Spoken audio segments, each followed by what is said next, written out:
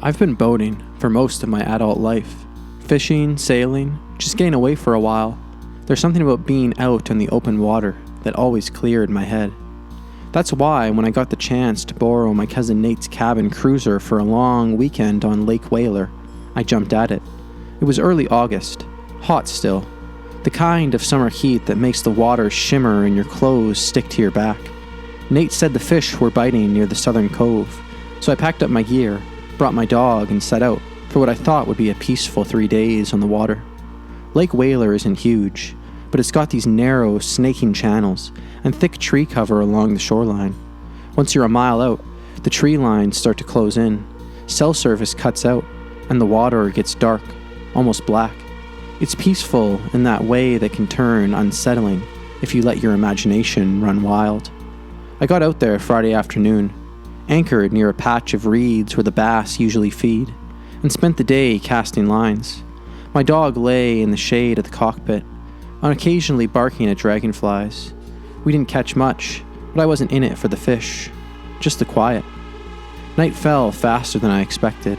I cooked up some canned stew on the little burner in the galley and sipped a beer on the deck as the stars came out. No moon that night. Everything was quiet except the lapping of water against the hull. I fell asleep to it. The first weird thing happened the next morning.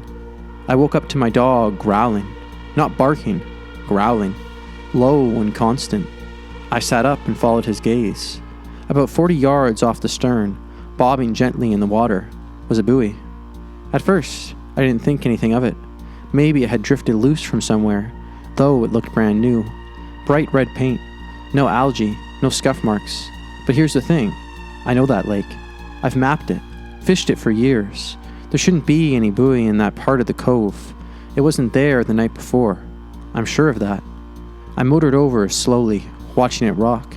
There were no markings on it, no numbers, just a single thick steel ring on top, and the faint sound almost like humming when I got close. My dog growled the whole time, which wasn't like him.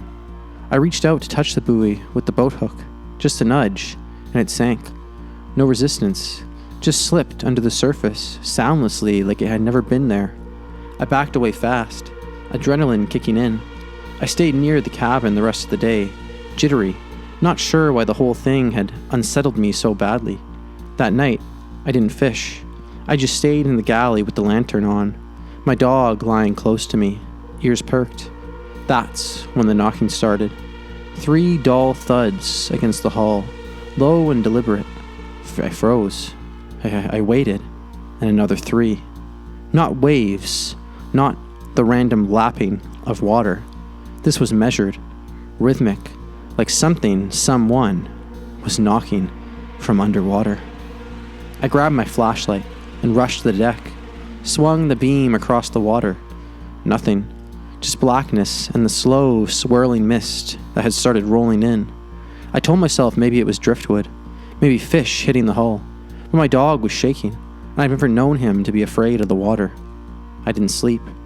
Around 3 a.m. I finally collapsed from exhaustion, but I kept walking in bursts. Each time the fog was a little thicker, a little closer. By sunrise, visibility was maybe 20 feet. I could barely see the tree line. Then I noticed something floating beside the boat. Another one. Same shape, same bright red color. Still no markings. I cut the anchor line and motored out of there. Didn't even try to pull it up. Just wanted to be gone. I tried to head north toward the marina, but the GPS flickered and failed. Compass needle spun. Didn't make sense. No storm, no pressure change. The water seemed to stretch, like I was going in circles, even though I had the throttle steady and the wheel straight. And then I saw it again, directly ahead. I changed course, hard right. 10 minutes later, there it was again. No matter which direction I turned, it was always just ahead or just behind. My dog started barking uncontrollably, jumping at the side of the boat like he was trying to get away. I've never seen him so panicked. I tried calling Nate on the radio. No response. Switched channels. Static. Nothing. Around noon, the fog started to thin, but not enough to see shore. I kept the engine running. I was determined not to stop, not to sleep, not while that thing was still following me. Because that's what it was doing. Following. By evening, the boat sputtered. I checked the tank.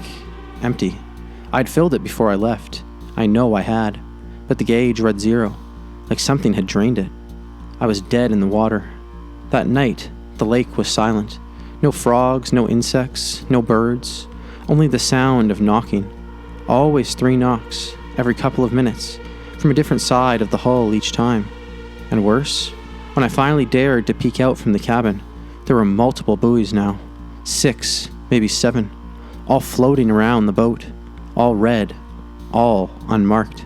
I stayed awake until dawn. I was dehydrated. My mind was fraying. My dog wouldn't come out of the galley at all. I started to think I saw things moving between, just beneath the surface. Long, pale shapes, barely breaking the water. Once, I thought I saw fingers. At dawn, the fog broke suddenly, like a curtain lifting. Sure. I fired up the emergency outboard. Nate had kept it fueled and mounted, and beeline for the marina. Didn't stop, didn't look back. Not until I was on the dock, clutching my dog like a lifeline. There was no sign of the buoys, no red, no knocks, no fog, just water. I tried to explain it to the dock manager. He just gave me a long look and said, "You anchored in the southern cove, didn't you?" I nodded. He exhaled through his nose and said quietly, "You're lucky you got out. Most don't." I pressed him for more, but he shook his head. Old stories, warnings. That cove used to be deeper. Used to be something buried there. Some say the lake's trying to bring it back up. I returned the boat to Nate and never asked to borrow it again. I haven't been on a lake since, but sometimes on still nights, I swear I hear knocking. 3 taps, slow, deliberate, coming from the walls or the pipes or the closet door. And every time, I go check the window, just to make sure there isn't a red buoy floating on my front lawn. It started as a regular trip. 4 of us, me, Ronnie, Luke, and Trevor, headed out for a weekend fishing run on Loch Moran. It's a big, deep lake tucked up in the northern part of Ontario, the kind of place that doesn't show up on postcards. No cell service, no marinas, just a gravel ramp, a long stretch of dark water, and endless miles of pine forest that always feel like they're watching you. We took my boat, an old aluminum Lund with a 40 horse on the back and a fish finder mounted near the wheel. It was beat up, loud, and a little too small for 4 grown men in gear, but we'd done worse. We launched early Friday morning. By noon we were out near the center of the lake, casting over some underwater ledges Ronnie had marked on his maps. Word was big lake trout and pike sat deep along those drop-offs, and early August was the sweet spot. The water out there was jet black, cold and quiet. It was nearly 200 feet deep, which made the sonar freak out from time to time. But the fishing was good, almost too good. Luke was the first to hook something strange. He was jigging deep, maybe 150 feet down, and suddenly his rod bent so hard it looked like it would snap in half. "Got a monster!" he shouted, grinning like a maniac. But it wasn't a fish, not in the way we were used to. It didn't fight, it just pulled, slow and steady, like something heavy was being reeled up against its will. He got it to maybe 50 feet, when the line just went slack. No snap, no struggle, no bite marks on the lure when we brought it up, just slack line and an eerie silence that seemed to press down on all of us. We laughed it off, kind of. Ronnie cracked a beer. Trevor told him he was probably snagged on a log, but I could tell we all felt it. Something off. That night we anchored near a shallow bay and slept on the boat. The air was still, unnaturally still. The water didn't move, no crickets, just this heavy quiet, like the lake was holding its breath. Around 2 a.m., I woke up to a splash. Not the normal kind, not a fish breaking the surface or a wave hitting the hull. It was big, like someone had jumped into the water. I sat up and looked around. The others were sleeping, but the surface near the bow rippled, wide and circular. Something had gone under. I didn't wake anyone. Should have. I just stared into the black water, heart hammering until the ripples faded. The next morning, Trevor was gone. We searched the boat twice, then 3 more times. His sleeping bag was empty. His rod was still tucked away. No signs of a struggle, just gone. We screamed his name, fired off 2 flares, to nothing. No answer, no movement, no sign of him in the trees. We couldn't even call for help. No signal out there, and the radio on the boat had been busted for years. We waited 6 hours. Then we started drifting back toward the launch. By late afternoon, we were maybe a mile from the shore when Ronnie said, "He's down there." I turned. "What?" "I don't know how I know," he said, face pale. I just felt it like he's still under us." Luke lost it. Said Ronnie was messing with our heads.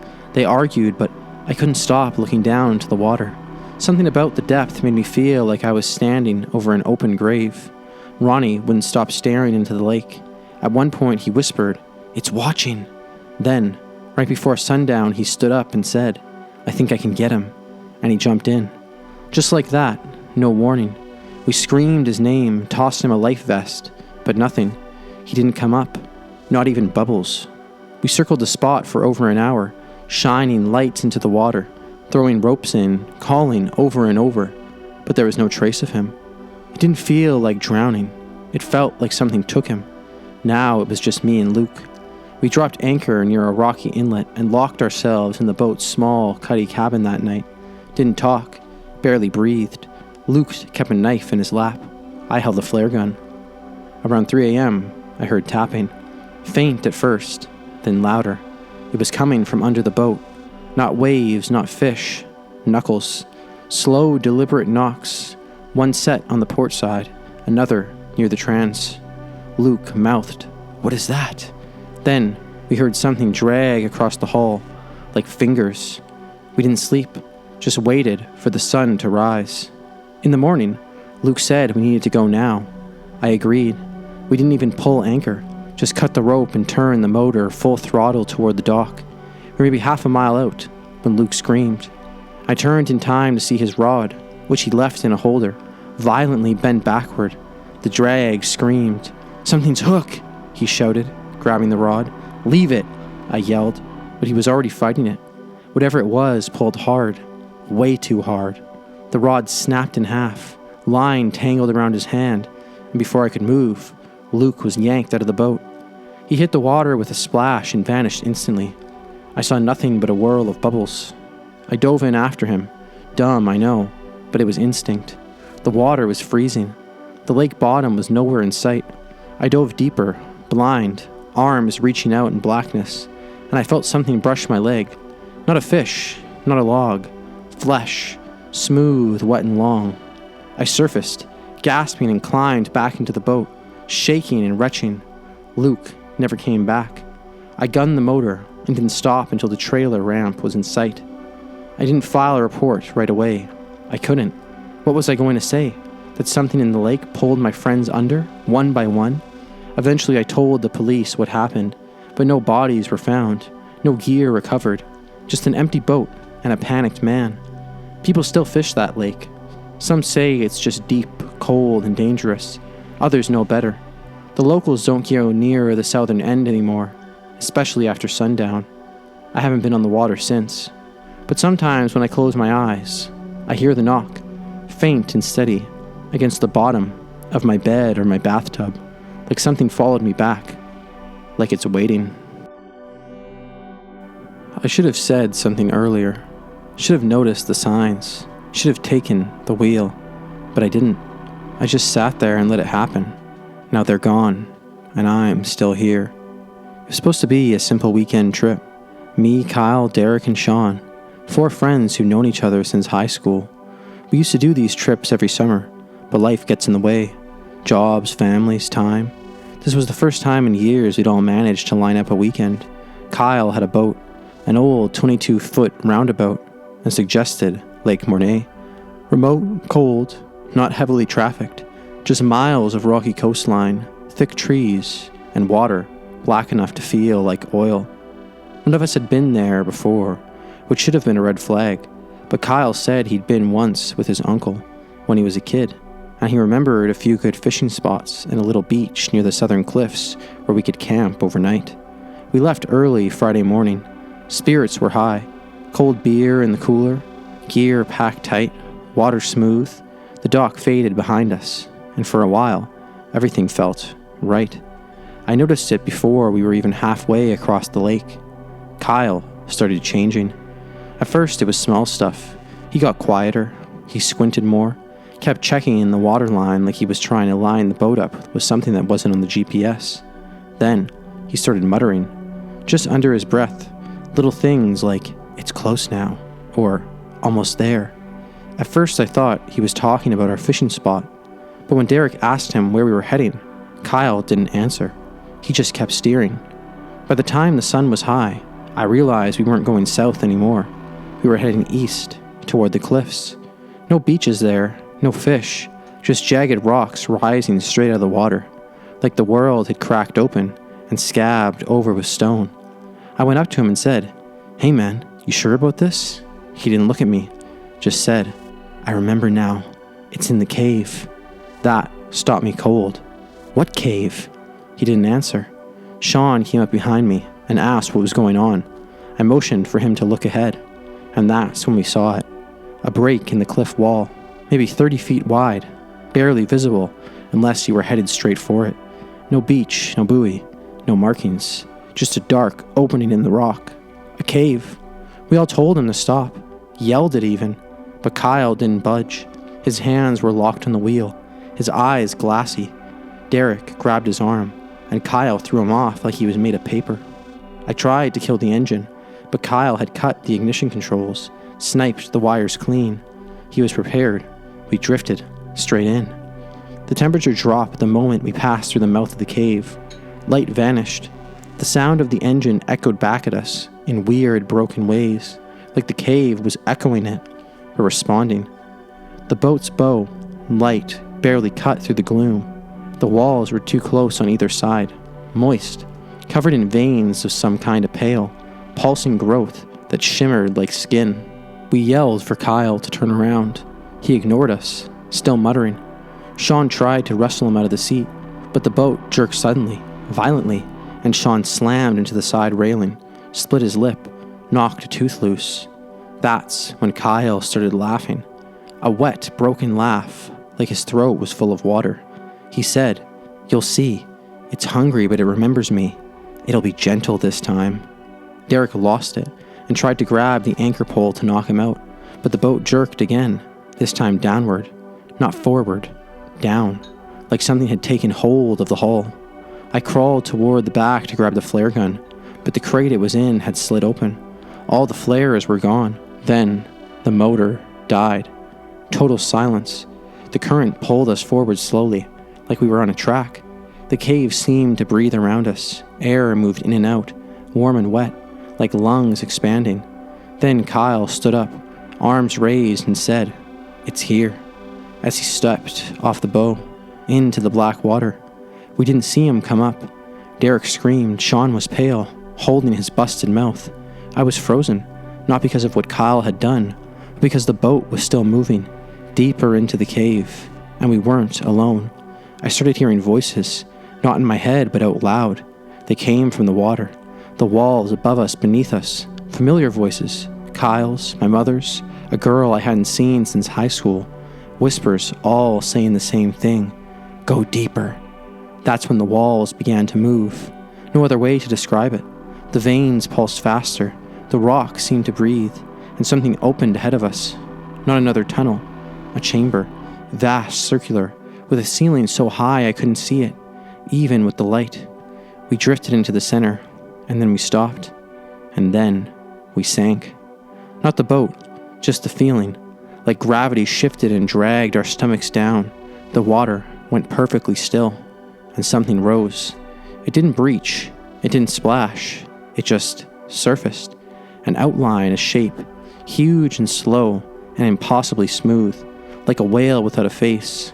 Eyes open on its sides, dozens of them, human-shaped, blinking slowly and silently. One of them was Kyle's. And then I felt the boat rock. Derek was gone. I didn't hear a splash, just turned and saw only his hat floating. Sean fell to his knees, sobbing, whispering prayers through his broken teeth. I pulled him to his feet. "We have to get out, now." We used the paddles, anything we could find, but every time we turned the boat, the water fought us. Then the voice came again. Kyle's voice. "Don't fight it. You came here too." Sean screamed and leapt into the water. I grabbed his arm, but it wasn't water anymore. It felt like flesh, slick and warm. I lost my grip. He sank straight down, his eyes locked on mine the whole way. I was alone. I don't remember getting out. I woke up near the dock alone in the boat. All the gear was gone. All the names I knew had vanished from the registration list. Even the existence of Kyle's boat was missing from the registry. No one believes me. They think I crashed, that I made it up, that I'm guilty of something. But they don't know what's in that cave. They don't know what's still calling. Some nights, I wake up with water in my lungs, and I hear Kyle's voice whispering from somewhere under my bed. You turned back, but you were supposed to stay. We were only supposed to be out there for a few hours. Just a lazy Sunday afternoon cruise around Carpenter Lake. Nothing fancy. Just me, my girlfriend Megan, and our two friends, Taylor and Josh. We had snacks, a cooler full of drinks, music playing low over the Bluetooth speaker. We weren't even fishing, just drifting in the shallows and soaking up the last real heat of summer. Carpenter Lake isn't huge, more of a reservoir really. Narrow, surrounded by ridges and thick trees that reach up to the edge of the water. No real development, no marinas. There's a single boat ramp at the north end, and once you're a mile or two out, you're on your own. That's why we liked it. Quiet, isolated. But that isolation's not so comforting when someone starts following you. We first saw him around 2 p.m. We were just cutting through one of the tighter channels near the east bank, where dead trees jutted out of the water, and the stumps made for some pretty eerie scenery. The sun filtered through the leaves in that perfect, golden way. And Megan was leaning back in the bow, eyes closed, when Taylor pointed and said, "That guy's coming in fast." Sure enough, behind us, maybe 100 yards back, was a guy in a red kayak. Thin, shirtless, long hair plastered to his face. He was paddling hard, water flying off his oar like he was in a race. No life jacket, no gear, just him hunched forward and moving with this weird, twitchy energy. "Wow," Josh laughed. "He's fast." We didn't think much of it. People paddle here all the time. But as we drifted out into open water, something strange happened. We picked up speed. Nothing fast. We were on an old aluminum fishing boat with a 25 horse motor, not breaking any records. But still, we were cruising, and the kayak kept up. I noticed it first. We'd been moving for 10 minutes. I looked back and saw him, maybe 50 yards off our stern, still going, still paddling, mad and possessed, head low, arms pumping. "Maybe he's training for something," Megan said. But no one trains like that, not with that expression. His mouth hung open, teeth bared, eyes locked on us. There was no fatigue in his stroke, no breaks, no coasting. Josh joked, "What if he's chasing us?" It was a dumb thing to say out loud, but none of us laughed. We sped up, not full throttle, but enough to make a wake. The kayak vanished behind the trees as we curved around the edge of the lake. But 5 minutes later, there he was again, closer. This time we didn't try to explain it. Josh turned off the music. Megan was staring back, squinting all the way till the guy's arms seemed to slow. I turned the motor to its max setting and gunned it. The boat jerked forward. We flew across the water. No way he could keep up now. We pushed for nearly 10 minutes before easing off in a wide cove linked with shale and overhanging branches. No sign of him. Everything was quiet. "I think we lost him," I finally said.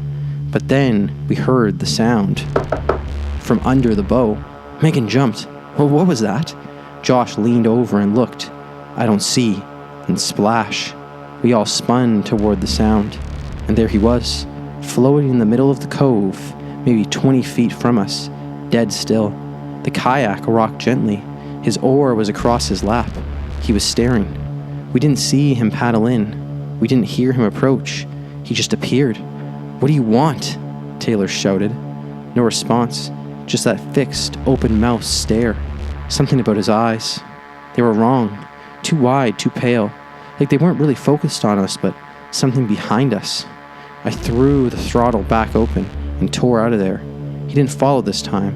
At least, not right away. We made it halfway back to the boat ramp before we calmed down. "I think he was just trying to mess with us," I said. "Some psycho backwoods loner." But then Megan whispered, He's still behind us. I turned. There in the middle of the lake, coming out from behind a jutting bank of trees. There he was again, paddling, that same jerky motion, that same terrible speed. Only this time, something had changed. He wasn't sitting anymore. He was kneeling in the kayak, balanced perfectly, still paddling, still catching up. No human should have been able to do that. Not with that kind of precision, that speed. We turned the boat back to full throttle, not even aiming anymore, just trying to put distance between us and whatever that man was. The sun was getting lower. Shadows stretched across the lake. Our gas gauge was dipping below a quarter tank. We didn't talk anymore. No jokes, no guesses. Just watched the bank slide past, constantly glancing behind us for a flash of red. Then, the motor sputtered, choked and died. We drifted dead in the water, half a mile from the ramp. Josh worked on the engine while the rest of us scanned the lake. Every tiny ripple felt like a threat. Every branch cracking on the shore felt like breathing. Then, we heard the paddle, that drip-tap, drip-tap. He was coming up behind us, close now, way too close. But when we turned, the kayak was empty. No one in it, just drifting. Megan asked the question we were all thinking. Where is he? Then a hand reached up and grabbed the side of the boat. Pale, long fingers, like roots. We screamed. Josh kicked at it, and the hand vanished, but the boat rocked hard, like something large was beneath us. I fired the flare gun into the sky, just once, not that it would do any good out here. Then we heard him under us, laughing, gurgling, a low, wet sound like breath caught in a flooded throat. I grabbed the emergency paddle and pushed us toward the shore, 30 yards, 20. Megan started sobbing. Then, suddenly, he was standing in the shallow water ahead of us, waist deep, smiling. We turned the boat away again. That gave Josh just enough time to get the motor running. We floored it, didn't stop, didn't talk, didn't turn around. When we reached the ramp, I backed the trailer down with shaking hands while the others stared out at the lake. He was gone, and we never found out who he was. No one matched the description. No cars left in the lot. The ranger we reported it to said the lake didn't even allow solo paddlers past dusk because of prior incidents, but he wouldn't elaborate. That night when I got home, I found water on my porch, wet footprints leading right up to my front door. Just one set, size 11, bare. I live 40 minutes from that lake. I haven't gone back, but sometimes late at night, when it's dead quiet, I hear it outside. Drip tap, drip tap tap, and I know he's out there, waiting for the water to take me back. I just wanted to spend the day on the water. That's all. It was my first real break in months. Between the job, the stress, and the city noise, I was losing my mind. So I rented a cabin out by Crater Lake. Not the national park, but a smaller one, tucked deep into the woods of northern Maine. Locals just called it Stillwater. The place was quiet. Too quiet, honestly.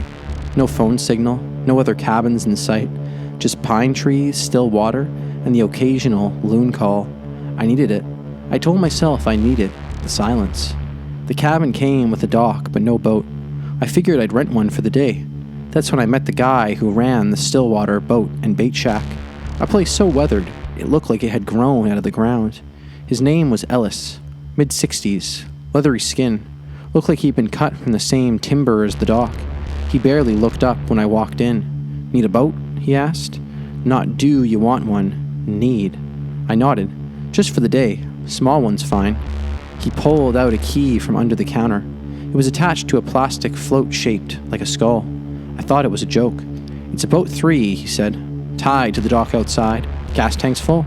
Bring it back before sunset. He stared at me for a second too long, then added, "We don't let anyone take the boat twice." I chuckled nervously. Why's that? Don't lose the key. The boat was nothing special.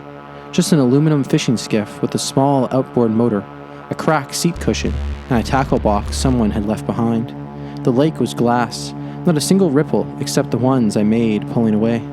I headed east toward a narrow inlet that wound tall reeds, After maybe 20 minutes of idling, the lake opened into a much larger basin I didn't even realize existed. The shoreline curved in strange ways. In the distance, a rocky outcrop jutted up from the water, like a broken tooth. That's when the motor slowed. Not died, just slowed. I hadn't touched the throttle. I pushed it forward again. The engine responded for a second, then dropped back to idle. Tried again. Nothing. I figured maybe the linkage was sticking, or maybe I'd hit a weed bed, but the weird thing was, the boat kept moving. Not fast, but steady, and not drifting, steering, like someone had taken the wheel. I cut the motor, total silence, just the creak of the hull and the soft lap of water. Then the motor started up on its own. I froze, hands off everything. The throttle crept forward, the tiller twisted slightly, and the boat angled away from the shore, back toward that outcrop. I should have jumped in right then, but I didn't. I was too stunned. The boat picked up speed, not full throttle, but faster than I could paddle. I tried to kill the ignition. Nothing. Tried yanking the gas line. It wasn't connected to anything. The tank was a dummy. The motor was running on something else. By now, I was 100 yards from the rocks. The outcrop towered ahead, and as I got closer, I realized there was a gap in it, just wide enough for the boat to pass through. A natural tunnel, half submerged. The boat turned directly toward it. I grabbed an oar and tried paddling the opposite way. It didn't matter. The motor kept me all locked on course. Every time I twisted the tiller or dragged the oar, the boat corrected itself. And as I got closer, I noticed something glistening off of the rocks. A small antenna, tucked among the stones, just barely visible. That's when it hit me. Someone was controlling the boat remotely. I scanned the shoreline for any sign of a cabin, tower, anything. Nothing. Just forest. Who installs a remote control on a rental boat? Inside the rock tunnel, it got cold. The temperature dropped at least 20 degrees. My breath fogged, moss hung from the ceiling, and the water turned black. The tunnel opened into a hidden inlet, completely surrounded by cliff walls. No way in or out except the way I came. In the middle of it, floating motionless, was another boat. Same model, same shape, abandoned. I saw a tackle box in it, an empty seat. A life vest floated in the water nearby. The boat circled it once, slowly like it was showing me. Then the motor cut out completely, and the boat drifted dead center. Then I heard it, a click from under the seat. I reached down. There was a small steel box bolted to the inside hull, a flashing red light on it. No buttons, no writing, just a single black cable running back through the hull. It started ticking, slow, steady clicks like an old kitchen timer. I panicked. I jumped out and swam to the other boat. It was as slick with algae, half full of water. No gas, dead battery, but at least it wasn't ticking. The lake around me was still. Too still. I looked up at the cliff. There was a camera bolted into the rock, pointed straight at me. The red light blinked once. Someone was watching. That's when the ticking stopped. I braced for an explosion. Nothing happened. But the motor on my original boat kicked back to life full throttle. It spun in a tight circle. Water churned. The boat began slamming itself against the rocks, again and again. It smashed into the other abandoned boat, sending splinters flying. Then it stopped. Smoke rose from the hull. The motor sizzled and popped, the plastic melting into the water. It self-destructed. I was stuck. No paddle, no gas, no way out. And the camera blinked once more, then went dark. It took me 3 hours to swim to the far side of the inlet. I climbed out, bloody and freezing, hiked barefoot through the woods, found the road. No one believed me, of course. By the time I got someone to drive me back, the boat was gone. Both of them. No evidence, not a scratch on the rocks, no antenna. And the tunnel was still there, but now completely blocked with a fresh pile of stone and logs, like someone had buried it on purpose.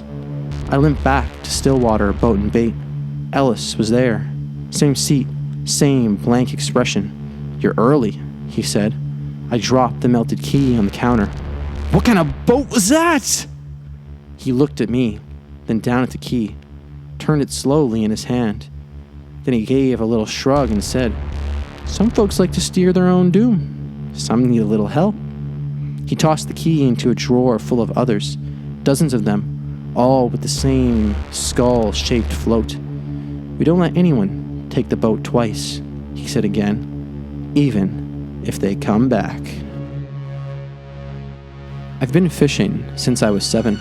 Lakes, rivers, saltwater charters, you name it. But nothing in my years with a rod and reel ever prepared me for what happened on Lake Darnell. I don't talk about it. Not to my wife, not to my therapist. They wouldn't believe it, even if I could find the right words. But lately I've been dreaming of fish again. Not swimming, not peaceful, suffocating me. So maybe it's time I told someone. It was a solo trip. I'd taken Friday off work and planned to fish until Sunday morning. My usual spot, up at Lake Darnell, big, deep, tucked in the woods where there's no reception and almost no other boaters. The lake isn't popular for recreation. Locals say the fish act weird there, bite when they shouldn't, disappear when they should be active. But for some reason, I always had luck there. Big bass, even reeled in one the size of a folding chair. I had my old fiberglass skiff, a cooler full of ice, and a case of beer. I anchored near the southern shelf, where the water drops off hard into darkness. That spot always felt like the fish were watching, like they waited there. I liked that feeling. I fished all Friday, then lit a lantern and stayed out after sunset. The moon was high and the water was still as glass. That's when I heard the first splash. Not from my line, it came from behind the boat. Then another, and another. Small splashes at first, then one loud enough to shake the hull. I turned and caught it, a fish leaping clean out of the water and landing in the boat. A big, largemouth bass, flopping and thrashing like it had gone mad. I laughed. Guess you're tired of waiting for me. I grabbed it, tossed it in the live well, and wiped my hands. But then, another one jumped in, and another. 3 at once. They hit me in the back. The deck slicked with scales and blood and slime. My beer can tipped over, rolled into the mess. I looked up, confused. Then I heard it. A distant hum like a vibration in the water. And fish started pouring over the sides. At first it was just bass. Then sunfish. Big ones. Bigger than they should have been. They came in waves, leaping high out of the lake and landing in the boat with bone-crunching force. They weren't just flopping. They were moving toward me, crawling over each other, teeth gnashing, fins cutting through the air like razors. I backed toward the stern, slipping, catching myself on the motor housing. The boat sagged. I felt it dip under my boots. I looked down and the fish were piling up, 2 feet high already. The live well had overflowed. My feet were ankle deep in flopping bodies. The deck groaned, and the fish weren't stopping. I tried to start the engine, pulled the cord, to no avail. Tried again. The starter whined but didn't catch. Water sloshed over the gunwale. The boat was sinking under the weight. I grabbed the paddle and started bailing. Not water, fish. I scooped them, flung them overboard, but for every one I threw, 3 more jumped in. One hit me in the neck, another in the face. I fell into them as they moved, swarmed over me, some still alive, others half dead. One was rotting, missing its eyes but still flipping. I pushed myself up, gagging on the smell, and realized the bow was already submerged. I was going down. I made for the side of the boat, trying to jump, but too late. The boat rolled hard. The fish shifted with me, burying me in a writhing pile of scales and wet flesh. I couldn't move, couldn't breathe. I screamed, but one flopped into my mouth. Another clamped down on my lip. They were drowning me on dry deck. I couldn't tell what was air and what was water anymore. The sound of them slapping, the boat slipped under completely, and I sank with it. Underwater, I felt the fish calm. They didn't fight anymore. They watched.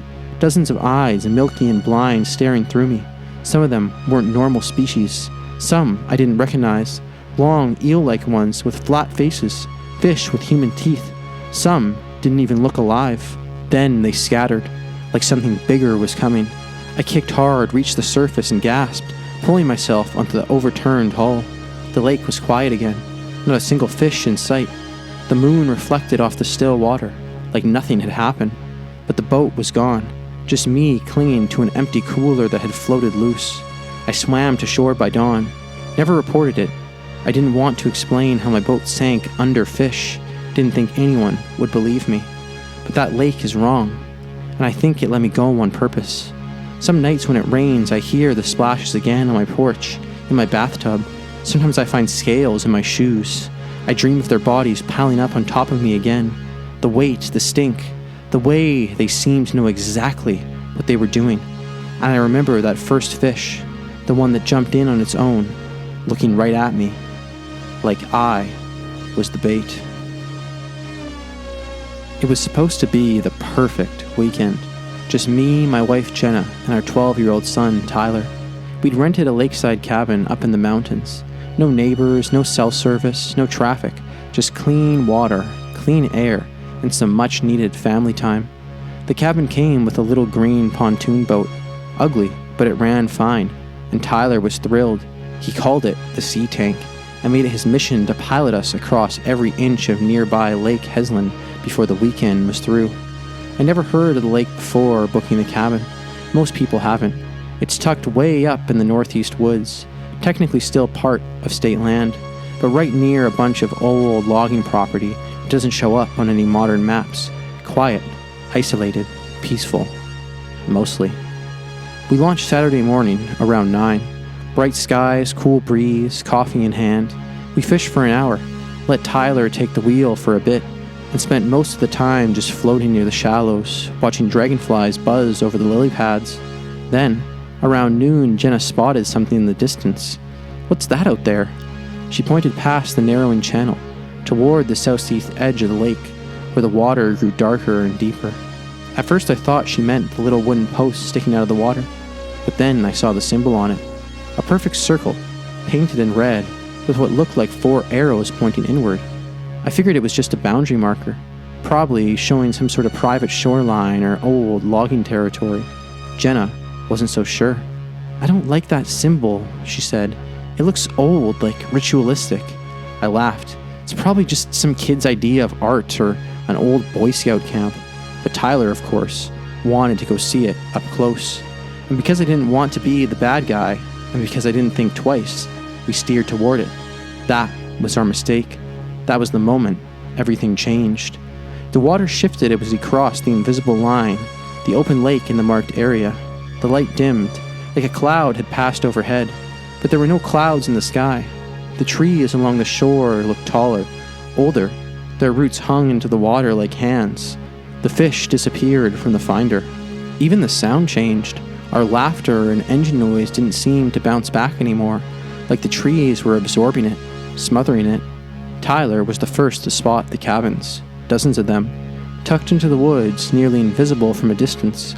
Old shacks with sun-bleached curtains, handmade docks jutting into the water, but no boats, no movement, no signs of life, except for the red symbols, the same ones from the marker, painted on doorways, trees, rocks. We floated in total silence, but then we saw the people. At first I thought they were mannequins. They stood in waist-deep water, facing the shore, not moving, wearing long white robes stained at the hem, hoods up, barefoot. They didn't flinch, didn't turn to look at us, just stood there. Tyler asked, "Are they part of some retreat?" I didn't answer. I just told him to stay in the middle of the boat. Jenna whispered, "I want to go back now." I turned us around. That's when I saw the second marker behind us, the same red circle. We'd crossed into a ring. The engine died, just cut out, like the gas was gone, even though I checked it an hour earlier. I tried the key. Nothing. Dead. Then I heard the splash. One of the robed figures had turned, now facing us. Another followed, and another, until all of them were watching us, necks craned ever so slightly, like owls tracking prey. And then, one by one, they began walking toward the boat, through the water, silently. Jenna was gripping my arm so tight her nails broke the skin. I tried to use the paddle, but something was wrong with the water. It felt thick, heavy. Each stroke barely moved us a few inches. The cult members were getting closer, still silent, still calm. I shouted, "We didn't mean to trespass. We're just trying to leave now." No reply. Just more figures stepping out of the woods and into the lake. Now a dozen, then 2 dozen, all coming towards us, surrounding the boat in a widening circle. Jenna screamed. Tyler started crying. That's when I saw the eyes. Not angry, not even curious, just blank. Like whatever was inside them had been erased. They placed their hands on the boat, not grabbing, not pulling, just holding it. I begged them. I told them we were a family, that we had a kid, that we didn't mean them any harm. Then one of them spoke. A man, low voice, wet and rasping. You've crossed the ring. Another voice joined. You've seen the quiet shore. Then a third. You are known now. They began to hum. It was low and deep, like a vibration to the ribs. I could feel it behind my eyes. Tyler screamed. Jenna clutched him and whispered every prayer she could remember. The water rose, not from the waves but from below, like the lake itself was breathing upward. The boat began to lift and tilt. I saw something under the water. A shape. A wide, round platform beneath the surface, covered in symbols, spiraling patterns, patches of red where someone had been painted or bled. Then the man said, "Leave now and do not return." The humming stopped. The boat dropped, splashing hard. The engine kicked back on by itself. I didn't wait. I turned us around and floored it. The cult didn't follow. They just watched as we spud out of the ring, back into normal water, back to the ordinary, sunlit side of the lake. We didn't say a word the rest of the ride. Didn't sleep that night and left at dawn. I told the cabin owner that the boat died in the water, and we saw some people. He just nodded like he'd heard it before. Before we pulled away, he said, "Don't tell anyone but what you saw." I said nothing. He added, "They won't let you tell the truth anyway." That was 3 years ago. We haven't been near a lake since. Tyler still draws that symbol sometimes without realizing it, on notebooks, on foggy windows, in the margins of homework. When I ask him why, he just shrugs and says, "I don't know. It feels familiar." Jen and I tried to burn anything with that symbol, but I keep seeing it, in dreams and shadows, in the knots of wood. I don't think we ever really left the quiet shore. I think it marked us, and I think one day, maybe soon, it's going to call us back. Milo was my best friend. A golden retriever with soft, honey-colored fur and eyes that always seemed to understand more than I ever said. He was 10 years old, but still had a boyish energy that made him perfect company for long days on the water. This was his first time out on the lake with me. I'd borrowed my dad's old aluminum fishing boat, nothing fancy but reliable, and we planned to spend the day just drifting and fishing far from the noise of the city. I thought it would be good for both of us. I was right about that, for a while. We left the dock early in the morning, just as the sun was climbing into the sky. The lake was perfectly still, the water smooth as glass. Milo settled down at my feet, his head resting on the wooden floor of the boat, tongue lazily to one side. I let him stick his nose out in the fresh air as we moved deeper into the cove, the engine humming quietly beneath us. I dropped anchor near the reeds where the bass liked to hide and started casting my line. Milo watched the shore, ears twitching but otherwise calm. For an hour or so, everything felt perfect. The sun warmed my skin, the breeze played softly across the water, and Milo's steady breathing was like a balm. Then something shifted. At first, I just noticed that Milo was sitting up straighter than before. His ears pricked and his nose twitched constantly. He stopped watching the shore and started staring into the water, as if he could see something under the surface. I called his name, but he didn't answer. Instead, he suddenly barked once, loud and sharp, then again. Before I could react, Milo leapt over the side of the boat. It happened so fast I barely had time to catch my breath. The splash echoed off the trees as he hit the water, paddling furiously towards the shore. "Milo, come back!" I shouted, scrambling to grab the paddle, but he was already heading into the thick reeds along the bank. Then, to my shock, he climbed out of the water and started running up the dirt path into the woods. I called after him, voice cracking. I didn't understand. Milo never left my side. He never ran off like this.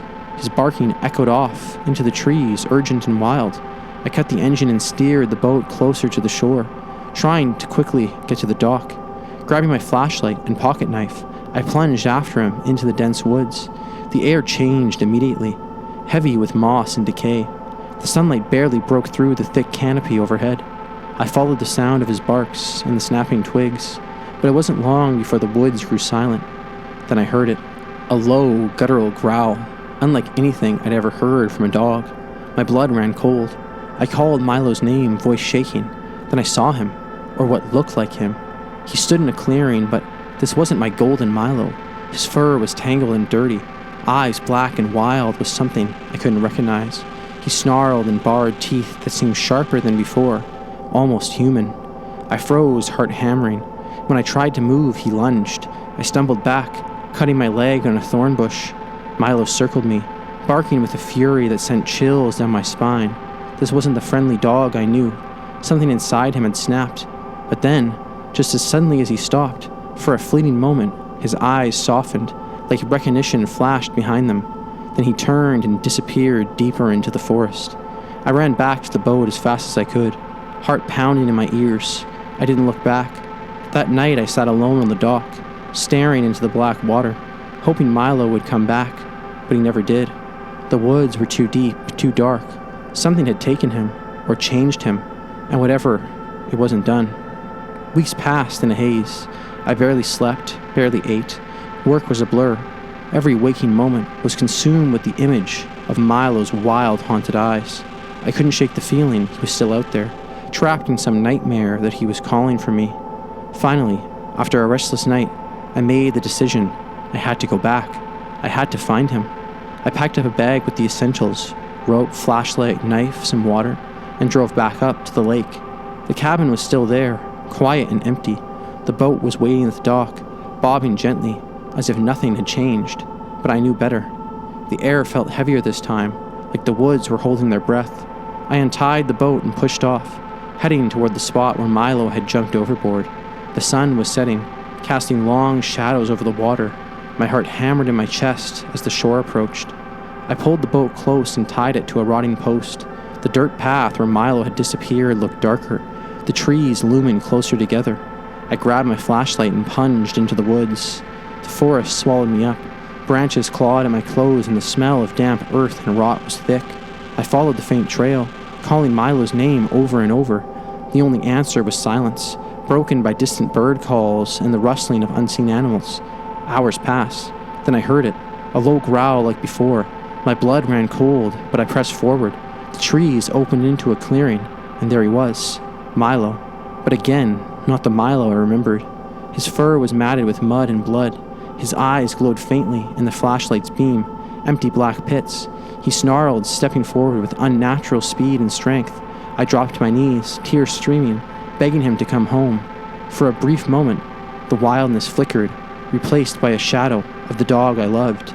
Then, from the edge of the clearing, a massive shape emerged, a bear, huge and looming, its eyes gleaming gold, teeth barred in a low snarl. The smell of musk and decay hit me hard.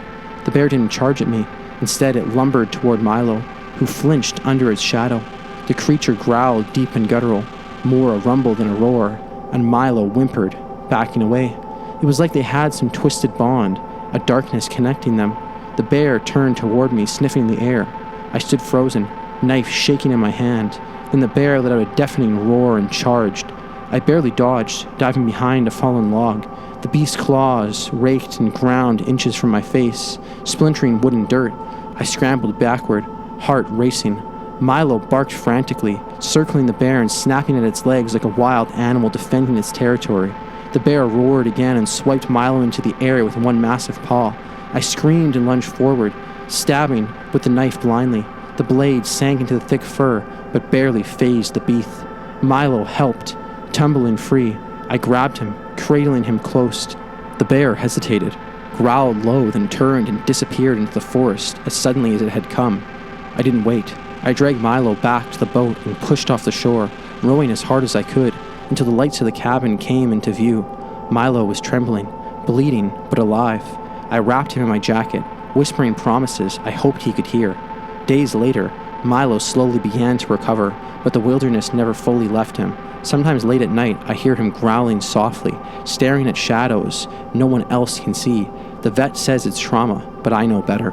Out there in the woods, something ancient and hungry still waits, something that claimed my best friend, and I don't think it's done. It was one of those summer days that feels like a gift, the kind that you don't want to end. The sun hung high and fierce, baking the earth and sending waves of heat shimmering across the lake. The water was glassy and still, perfect mirror to the cloudless sky. My family and I had rented a small motorboat to escape the city's relentless noise and rush. Sarah, my wife, and our 2 kids, Emily and Jake, were already swimming near the boat, their carefree laughter carrying over the water. We'd anchored in a quiet cove, far from the other boats and noisy swimmers. The boat bobbed gently, tied by a thick rope to an old, moss-covered tree stump just offshore. The lake was shallow here, the sandy bottom visible through the crystal-clear water.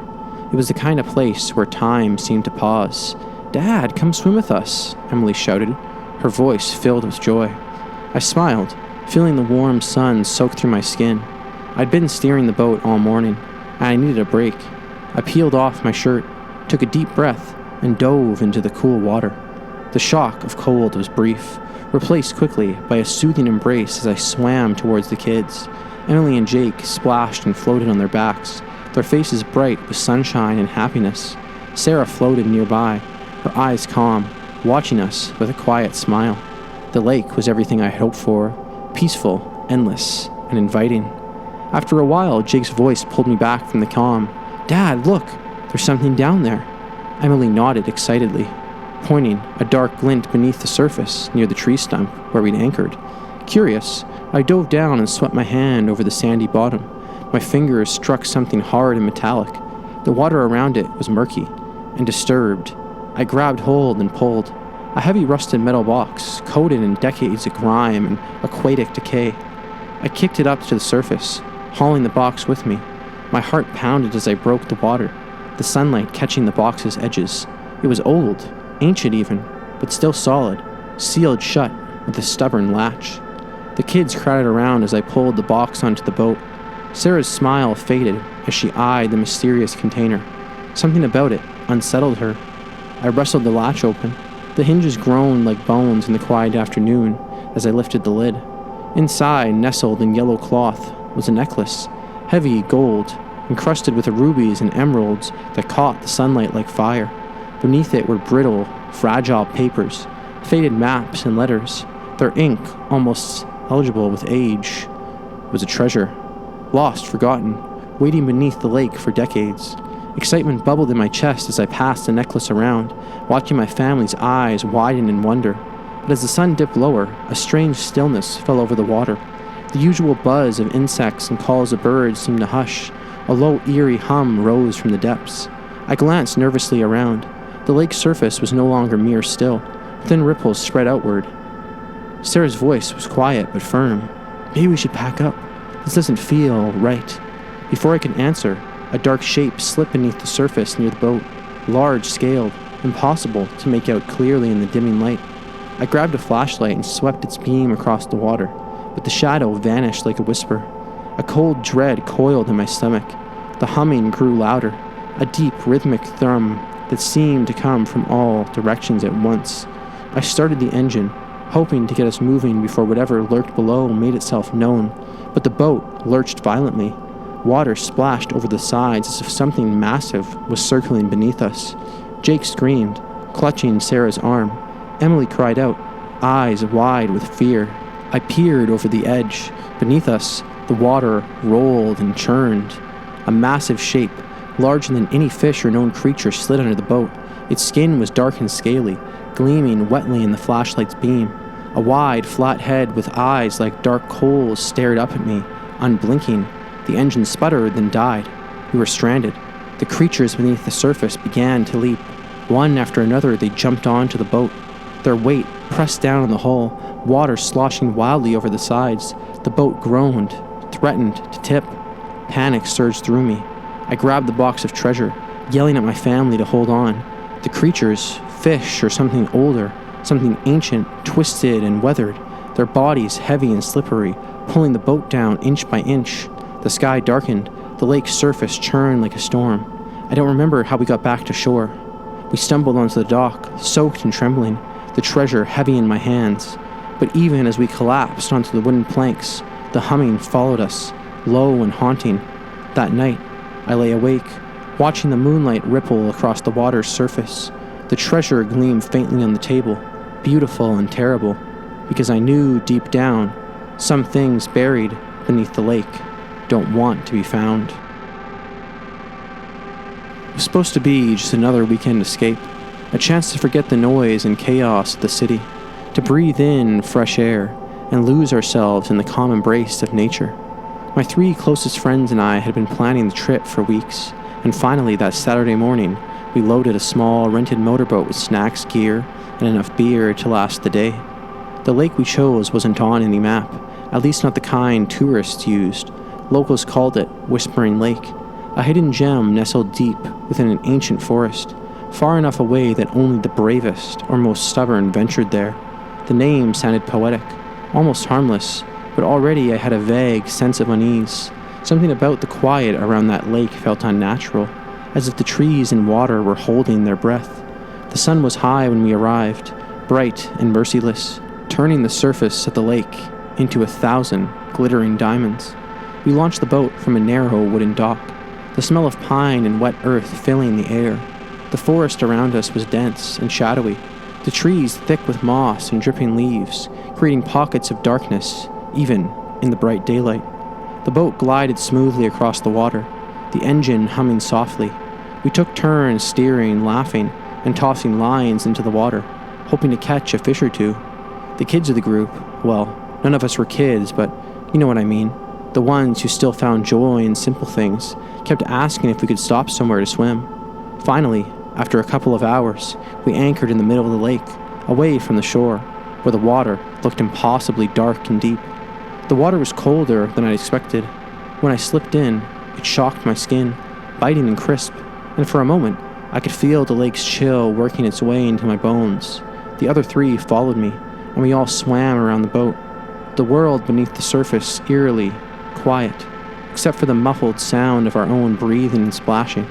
I was enjoying the feeling of weightlessness, the freedom of floating in this hidden place, when I noticed something, a strange ripple, too controlled, moving beneath the water, heading straight toward the boat. I blinked, sure my eyes were playing tricks on me. "Did you guys see that?" I called out, but my voice sounded distant, as if it were coming from underwater. Before anyone could answer, the boat tilted, not a sudden shift, but a slow, deliberate tipping that caught us all off guard. "What was that?" Sarah shouted from the bow. The tilt increased. Water lapped over the side, cold and unrelenting.